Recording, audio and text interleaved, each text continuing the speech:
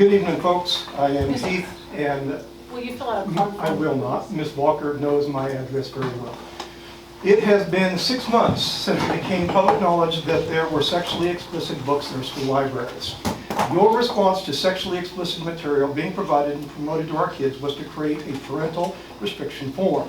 You ordered the creation of a form for parents to specify what books should be restricted to their children. This is your only solution that you offer. The reason so few people have completed this form is it's a joke. Instead of the district taking responsibility for the problem it has created, you have placed the burden and responsibility on the parents. We cannot restrict books based on topics. You knew this from the beginning.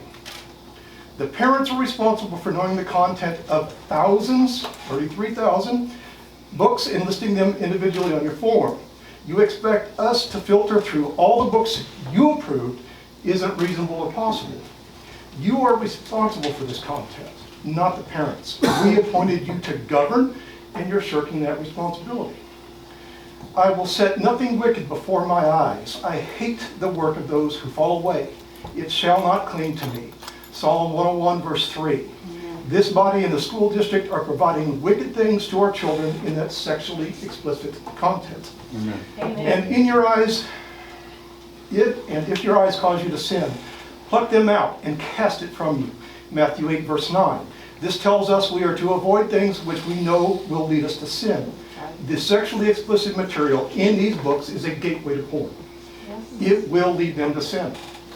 But whoever causes one of these little ones who believes in me to sin, it would be better for him to have a millstone hung around his neck, and he would be drowned in the depths of the sea. Matthew 8, verse 6. Now each of you will be without excuse. In conclusion, I have no animosity or personal vendetta against anyone on this board. However, I do hold each member of the board accountable for the safety and well-being of our children, physically, emotionally, mentally, and spiritually. The scriptures I have read this evening draw a clear moral responsibility in protecting our children from vulgarity. Many of you claim to be Bible-believing Christians. Your actions so far stand in direct opposition to the moral guidelines of the biblical morality you claim. The Bible also says you cannot serve two masters. Matthew 6, verses 24 through 26. Amen. Tonight, choose who you serve. Amen.